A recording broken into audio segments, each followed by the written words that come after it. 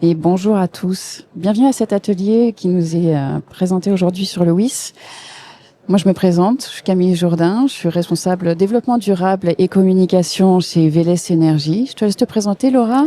Et Laura Descubes, avocate associée, spécialiste en droit de l'environnement et des énergies renouvelables au sein du cabinet Rivière Avocats Associés, département Life, la défense des projets. Merci. Quelques mots à propos de Véles Énergie pour commencer. Véles Énergie, c'est un développeur d'énergie renouvelable. Nous sommes spécialisés en agrivoltaïsme. C'est ce qui nous rassemble aujourd'hui. On va vous parler un petit peu des contraintes environnementales, juridiques, du contexte sur l'agrivoltaïsme. Il faut savoir que Véles Énergie appartient au groupe Octopus Énergie et particulièrement au Fonsky. On est installé à Bordeaux, Lyon, Châteauroux et Paris. Aujourd'hui, on a 400 mégas de projets, 150 en instruction et on est content de vous présenter cet atelier avec toi, Laura. Je ne sais pas si tu veux dire quelques mots sur ton expertise. Avec plaisir. Au sein de l'équipe dans laquelle j'interviens, donc nous sommes 15 personnes avec un positionnement clair puisque nous intervenons exclusivement pour les porteurs de projets privés et publics, porteurs de projets immobiliers et d'énergie renouvelable, donc agrivoltaïque, photovoltaïque, éolien, méthanisation agricole. Pour ce qui est des énergies renouvelables, dans un environnement réglementaire qui est très contraint. Et notre mission, c'est d'aider les porteurs de projets à détecter les angles morts de leurs projets, donc tout ce qui est susceptible de tirer leur projet vers le bas.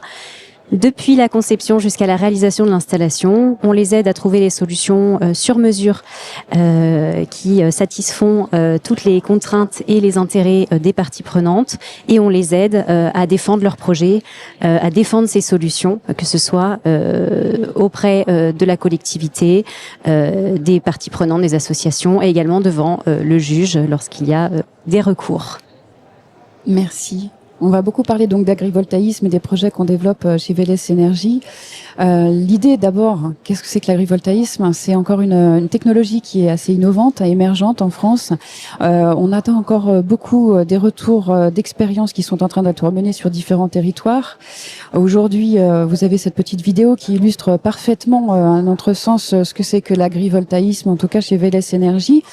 L'idée, c'est vraiment d'avoir une coproduction sur une parcelle agricole, à la fois de culture ou d'élevage sous des panneaux, qui permet évidemment d'améliorer le potentiel et l'impact agronomique du sol, augmenter le rendement parfois de la production agricole et de s'adapter au contexte agriculture et climat du site. Évidemment, dans le cas de l'élevage, ça permet d'améliorer le bien-être animal. Dans le cadre du changement climatique, les animaux peuvent trouver des points d'ombrage, et aussi sur cette adaptation au changement climatique, l'adaptation des cultures qui vont devoir évidemment évoluer au cours des prochaines années.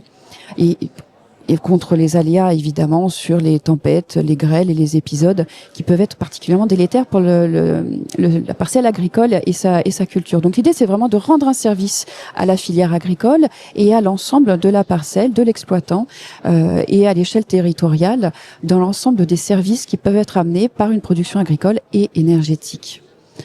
Tu veux en dire quelques mots? On passe à la réglementation, puisque c'est surtout ça qui t'intéresse. Effectivement.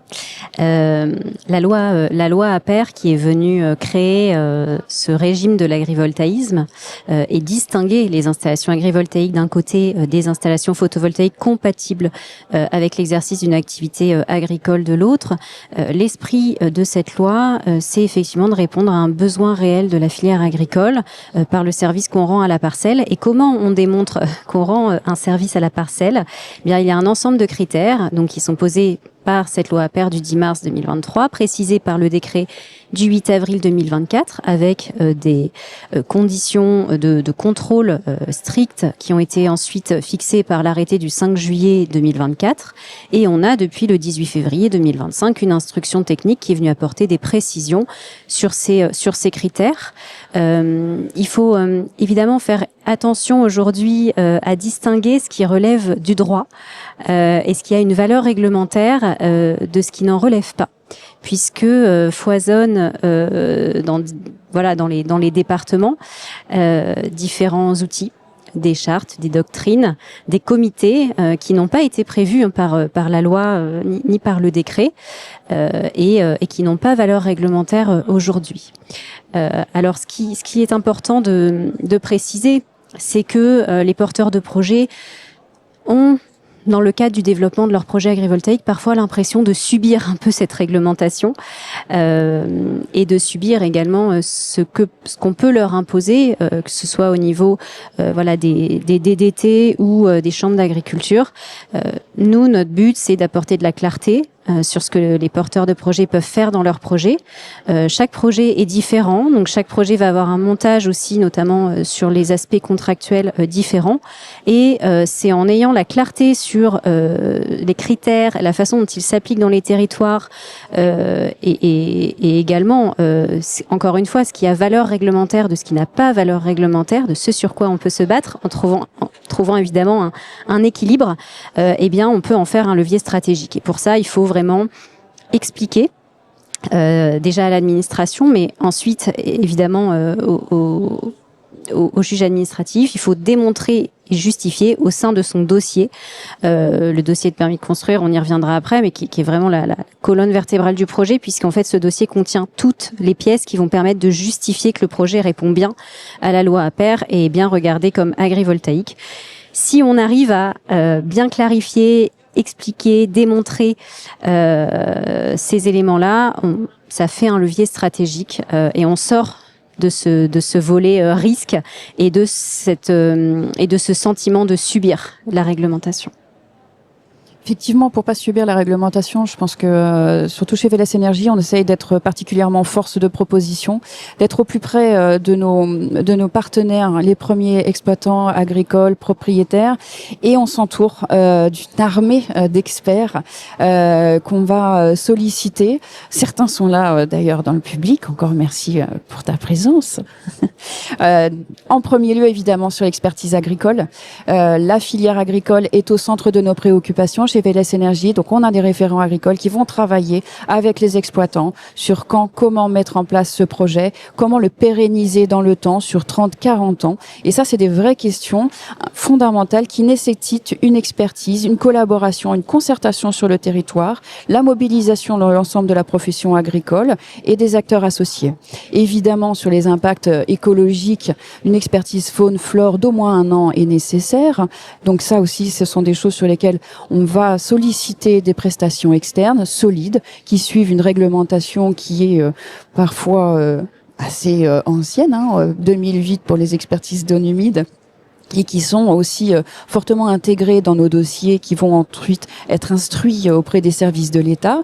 L'approche paysagère est également fondamentale puisque l'impact du paysage l'impact du projet sur les paysages et donc sur les points de vue, sur les co-visibilités, comment on va s'insérer, est-ce qu'on met ou pas une haie, est-ce qu'on va essayer d'avoir un masque paysager sur notre projet, quel va être l'impact visuel de ces parcs. Alors je rappelle en plus de la particularité de l'agrivoltaïsme, c'est qu'on a des hauteurs sous panneaux qui sont assez conséquentes pour pouvoir avoir les animaux en dessous. Donc forcément, l'impact paysager chez Véles Énergie est aussi au centre de nos préoccupations. L'urbanisme, l'archéologie, l'incendie, évidemment, les secours, l'analyse de cycle de vie et le bilan carbone, ce sont aussi des choses sur lesquelles on est régulièrement challengé, en tout cas sur lesquelles on met des préoccupations assez particulières et des expertises. Évidemment, le projet photovoltaïque, le raccordement qui est un enjeu central, surtout en ce moment, de l'ensemble des discussions pour les développeurs et la profession des énergies renouvelables. Et bien évidemment, je termine par le juridique, mais c'est surtout parce que tu es là pour représenter en premier lieu cette expertise, et tu l'as dit très clairement, c'est quelque chose dont on ne peut plus se passer aujourd'hui, cet accompagnement et ce partenariat avec l'ensemble de la prestation. Alors là, toutes ces expertises nécessitent des études qui prennent du temps pour justifier, pour expliquer, comme tu l'as dit tout à l'heure, à la fois en amont. Vous avez une frise, je ne sais pas si c'est très visible de là où vous êtes, mais qui détaille un petit peu les grandes étapes du projet. Chez Véles Énergie, on a décidé de prendre notre temps pour proposer des projets de qualité et donc avoir des temps de concertation, des temps d'explication, de justification, de s'assurer que l'ensemble des parties prenantes sont écoutées. Ensuite, il y a évidemment le temps légal de l'instruction, la mise en chantier, l'exploitation, le démantèlement et évidemment parfois des procédures en fonction des obstacles qu'on peut rencontrer sur le site. Donc tout ça, de la première, j'ai envie de dire, de la première poignée de main à l'ampoule allumée dans votre salon, il peut se passer de 5, 6 ans, hein. On est aujourd'hui sur ces délais-là. C'est moins que sur l'éolien. On est sur de l'éolien, c'est plus du 11 ans de moyenne. Donc, ce sont des projets qui prennent du temps et en fonction de leur complexité, ce temps est très variable. Je ne sais pas si tu veux peut-être prendre la main sur cette partie-là. Alors, on a vu cette grande chaîne de compétences pour arriver à monter un projet agrivoltaïque de qualité, comme c'est le cas chez Vélès. Ici, on a distingué de manière non réglementaire un projet simple d'un projet complexe. Qu'est-ce que ça veut dire? En fait, pas grand-chose. Un projet agrivoltaïque aujourd'hui n'est jamais simple. C'est les retours du terrain.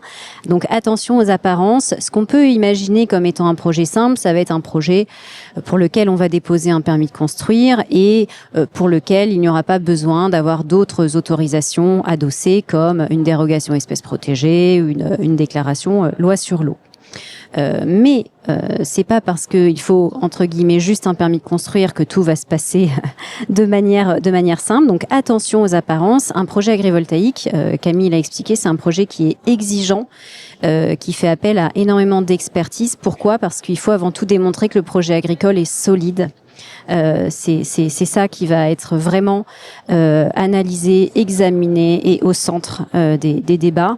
C'est d'ailleurs ce qui cristallise aujourd'hui tous les débats qu'on peut entendre entre les services déconcentrés de l'État, les fédérations, les syndicats, les développeurs. Donc évidemment, l'expertise technique, elle est au centre, bien cartographier les procédures et les autorisations, avoir le bon accompagnement. Dans l'accompagnement juridique, je pense qu'il faut insister au-delà de la clarté qu'on peut apporter sur les textes, à l'attention qu'on va porter à la cohérence des pièces. On va y revenir quand on parlera du dossier de permis de construire, mais aujourd'hui c'est vraiment un sujet de coordination entre les pièces, de cohérence de ce qu'on présente et bien entendu du modèle contractuel, c'est-à-dire la façon dont on va traduire dans les contrats entre les différentes parties prenantes, énergéticiens, propriétaires fonciers et exploitants agricoles, la façon dont on va traduire dans les contrats ce projet. Et évidemment, un travail toujours sur l'acceptabilité locale, Camille l'a dit, sur la concertation qui peut arriver très en amont. Et aujourd'hui, c'est ce dialogue-là qui est évidemment favorisé pour arriver à emporter la population sur des projets qui sont des projets de territoire.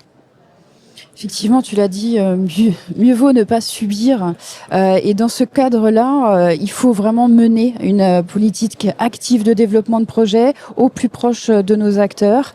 Et pour préparer cette instruction, le demande de permis de construire, je pense qu'on va aller assez vite sur ce sujet-là.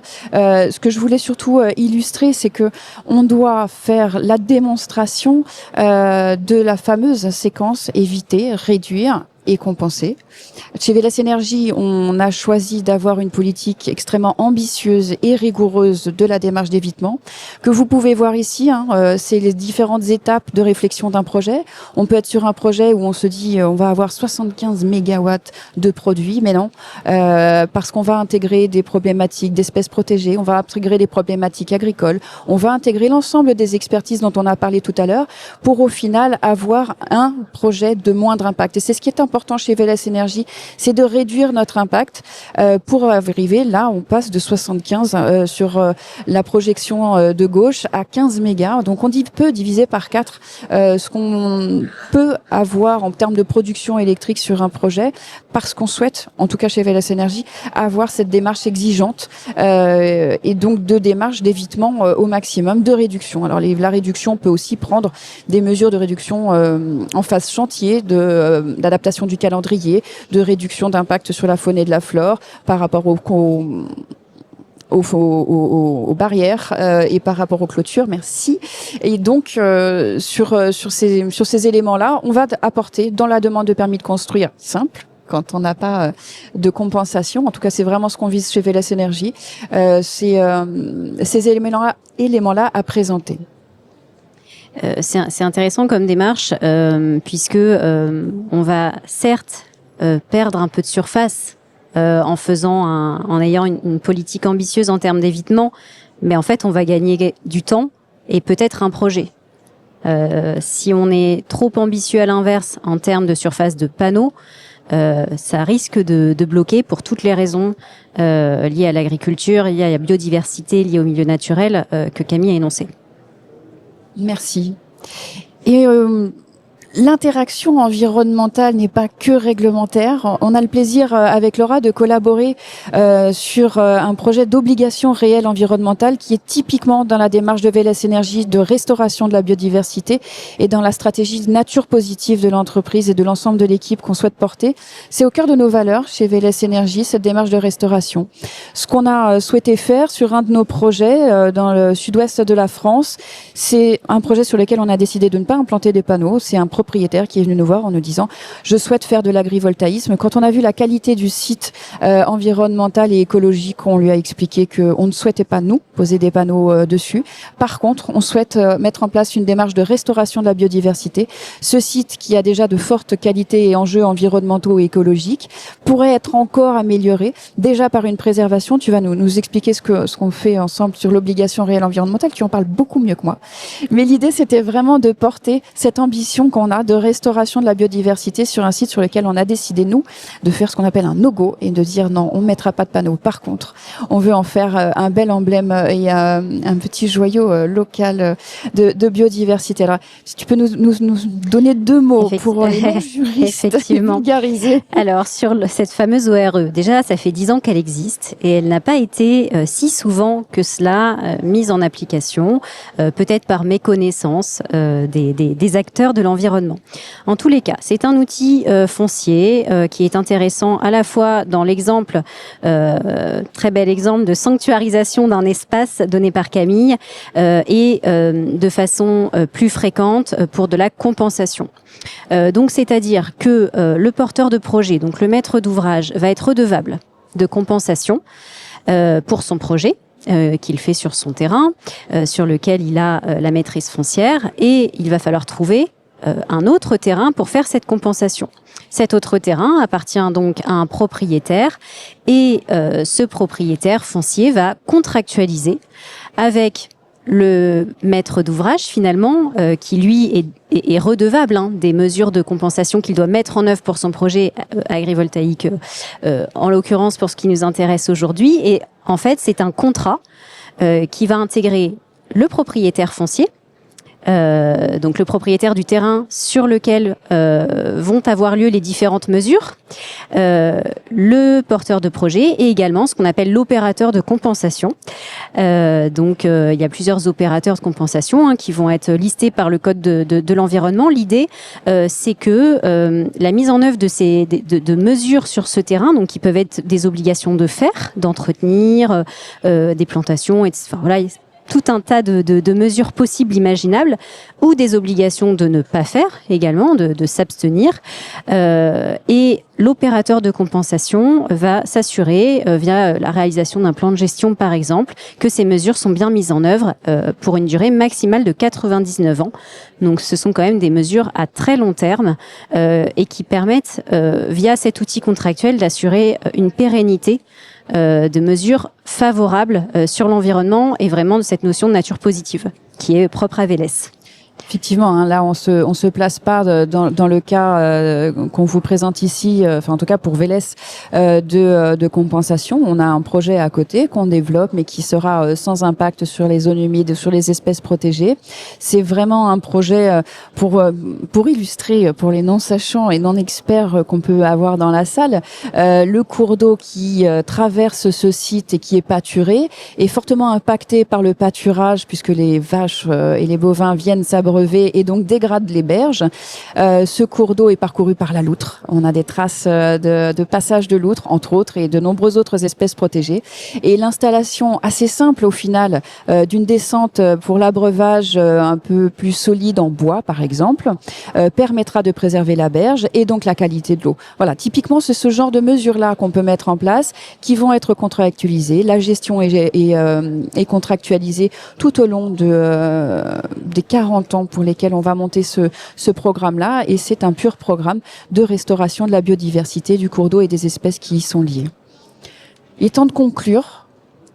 Les petits messages qu'on souhaitait apporter, et en tout cas les mots-clés qui sont importants pour nous. Je prends le premier, anticiper.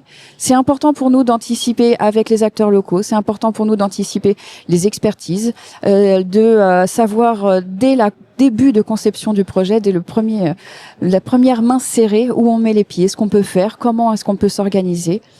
Évidemment, je te laisse le deuxième. Éviter, mais je crois que le meilleur exemple a été donné avec le meilleur impact, qui est celui qu'on ne crée pas lorsqu'on développe un projet. Concerter, c'est important d'avoir une vision collective du projet, de savoir comment est-ce qu'on peut avoir un projet de territoire qui soit partagé, discuté et challengé parfois. On se pose beaucoup de questions, il y a de la pédagogie, il y a de l'écoute, et la concertation aujourd'hui nous permet d'avoir des projets de territoire. L'important, c'est d'être transparent, évidemment, de nous dire quelles sont les attentes, nous aussi, de dire quelles sont les contraintes techniques ou pas, pour pouvoir aboutir au meilleur projet. Et le mot de la fin, sécuriser, mon préféré des formations professionnelles. Le projet, il se défend, et la raison d'être du projet, elle se défend avant même d'être attaquée. Et ça, c'est notre rôle en tant qu'avocat. Merci. On a laissé les 5 dernières minutes. Je regarde, je vois un petit signe de la tête pour me dire que oui, on a 5 minutes si vous avez des questions à nous poser, et on vous remercie de votre écoute.